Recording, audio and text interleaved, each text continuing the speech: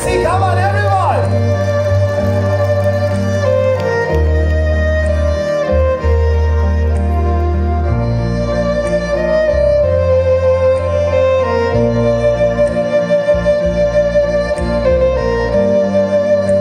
Okay, thank you very much. Maraming salamat po.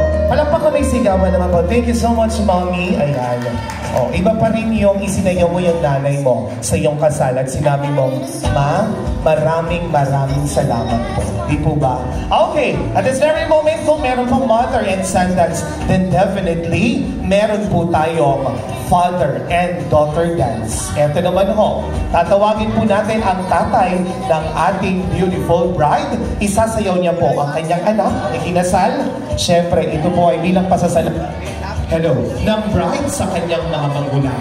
Lagi nating tatandaan sa mga kababaihan, ang ating ama, ang ating unang tagapagtanggol. Kaya naman sa araw ng iyong kasal, siya po ay iyong isayaw at bigyan ng pasasalamat. Ladies and gentlemen, for the father and daughter dance, we have Mrs. Angie Combaliser at ang kanyang pong daddy, si Daddy Melchor Piha. Palakpak na may kasal.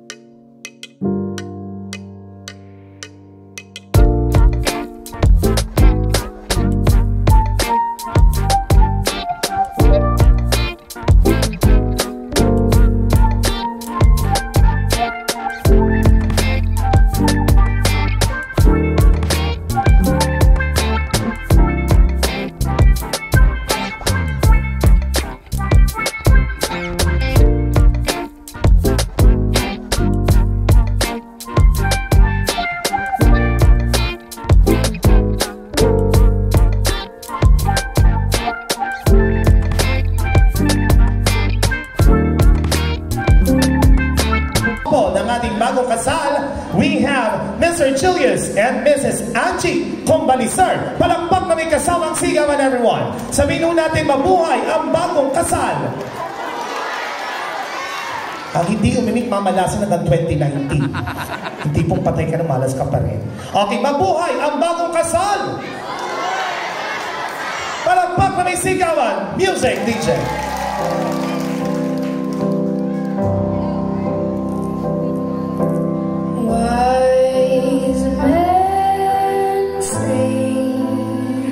And of course, our newly couple, lagi niyong tatandaan ang inyong pinalumpaan sa harap ng simbahan. Kayo po ay nanumpa na magsasama hanggang sa wakas at tanging kamatayan lamang ang makapaghihiwalay sa inyong pagmamahalan. Okay, walang sino mang tao ang pwede magpahiwalay sa inyo sapagkat kayo po ngayon ay iisa na.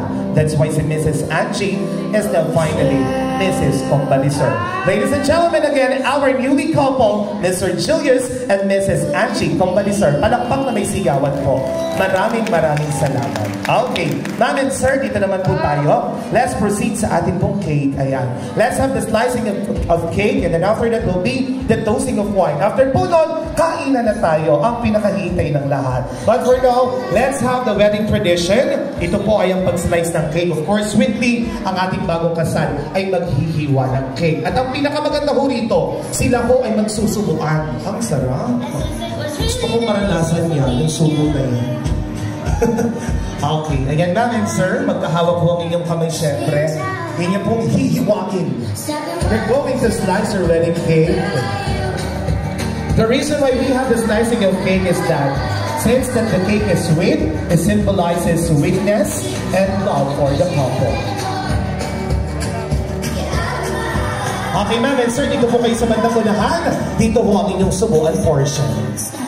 And after that, of course, get ready ang ating best man and maid of honor. Kayo tatawagin ko para sa ating toasting of wine. Ma'am and sir, dito po tayo. Ang unang magsusubo ay ang babae sa lalaki dahil lagi niyang kasabihan, ladies first. So ma'am, ikaw ang magsusubo kay sir. Kung gaano kalaki ang pagsubo, gano'ng kalaki ang pagmamahal. Kaya kung ako sa'yo, isubo mo ang buong platito. Charot. Joke lang. Okay, let's go. 1, 2, 3, go. And then keys. 1, 2, 3, keys. Palakpak naman po tayong lahat. Wow. Okay, sir. PJ. Okay, sir, eto na ho. Kayo na ho ang magsusubo kay ma'am. Handa niyo na ho bang isubo yan? Mabago ho ba yung cake na isusubo niyo? Yung mga isip niyo ho, ha, iba? Yung cake mo ang isusubo. Sir, isubo mo na ang dapat mong isubo kay Ma'am Angie. 1, 2, 3, go. Ang sarap, ma'am. Keys. 1, 2, 3, keys. Palakpak naman po tayong lahat. Again, to the couple, congratulations. Thank you so much. Ngayon naman, tawagin natin for the toasting of wine ang ating pong best man and maid of honor para po magbigay muna sila ng message bago po tayo mag-propose ng toast. Okay, tawagin natin si Mr. Dave Kian Gusilatar and Krista Joy Biha. Dito na po tayo sa unahan. Okay, our best man and maid of honor, please.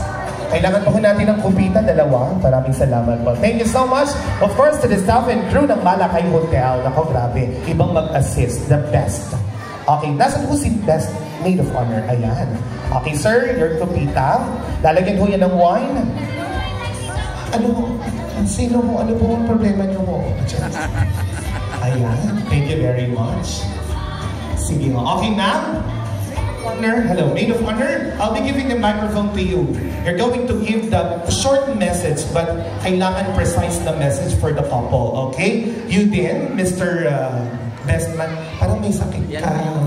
Sakit ba dyan mo? Ano gusto na, bebe? Okay, that maid of honor will be the first one. What is your message to the couple? Huwag ka naman umiyak. Hindi ka magulang niya. Okay, your message.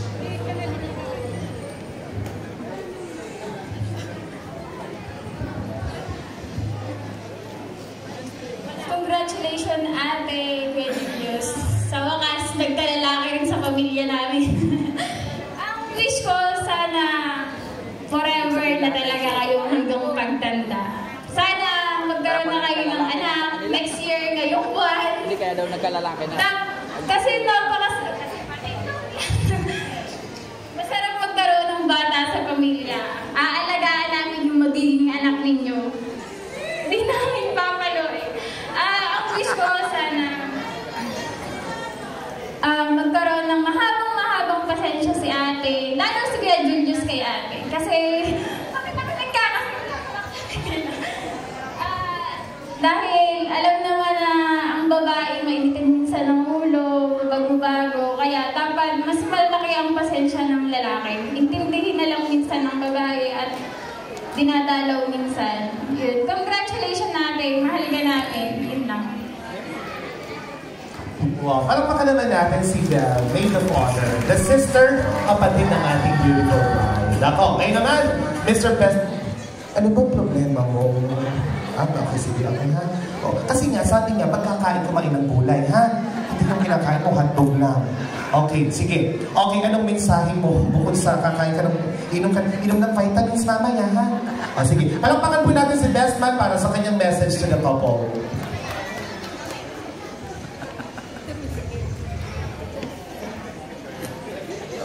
Ay, may kodigo. May kodigo ka ba? Ano ito?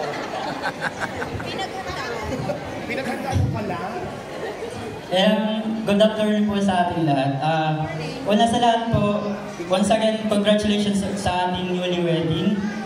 Sa ating sa lahat po gusto ko lang po magpasalamat kasi ako yung napiling best man. Tapos ang masasabi ko lang po ay, enjoy nyo lang yung moment kasi treasure nyo habang magkasama kayo.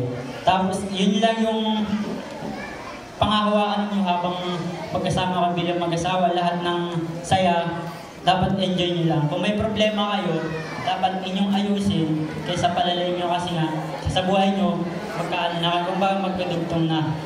Tsaka, ano yan? Ayan. Wait. Sabi na memorize. Nagagawa lang.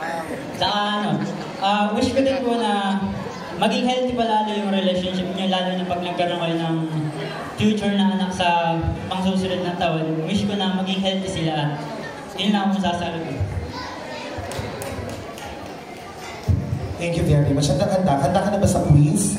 Okay. Kayo naman, kayo po, lahat po ng mga bisita natin, please, hawakan niyo po ang inyong mga baso. Kahit po tubig ang laman yan. Sabay-sabay po tayo. Let's have a toast for the celebration of love of our newly couple, Mr. Julius and Mrs. Angie Combalisar. Ayan, toast. 1, 2, 3, cheers, everyone! Sabihin niyo kung mabuhay ang bagong kasal!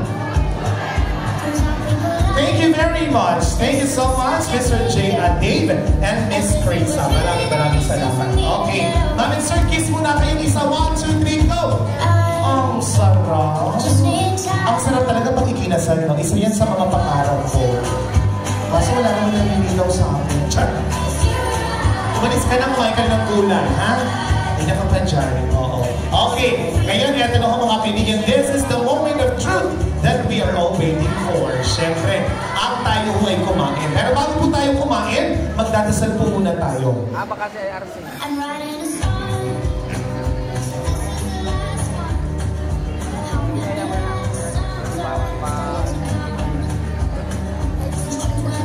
Okay, naku, akala ko sa simbahan ng ginawa. Let's have the releasing of dove. Dito na po muna tayo. Ayan. Sige ho. Okay, ang music po na tayo for the meantime. Eto na, releasing of dove kasi kung kalimitan ginagawa niyan sa simbahan paglabas ng church. Pero hindi ko nagawa, dito na tayo. Sir, sa iyo ko ang lalaking kalapati. Kay ma'am ang babaeng kalapati. Paano ko ba nalalaman ng babae at lalaki ho, sir, ang kalapati? Hindi mo alam. Ito daw po ay sa pamamagitan ng kanilang mga huni, madam. Oo. Pag daw po babae ang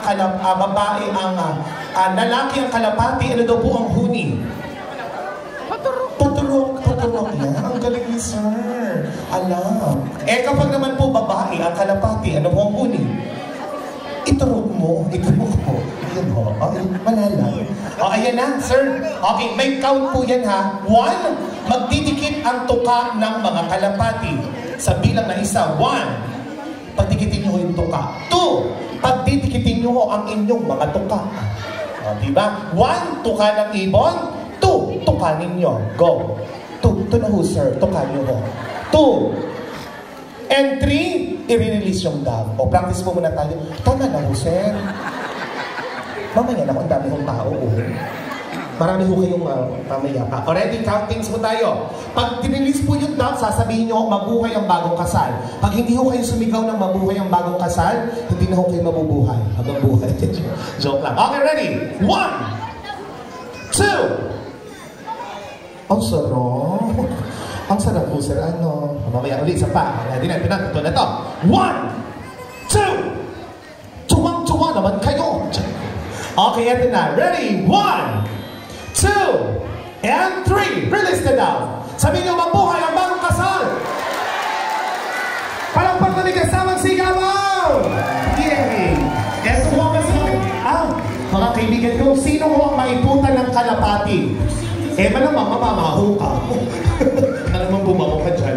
Okay, maraming salamat. Congratulations. Ngayon naman, tayo po lahat ay tatayo para po i-bless ang mga pagkain na ating tatanggapin. And for that, for the prayer, for the food, tawagin po natin si Mr. Alan Bihag.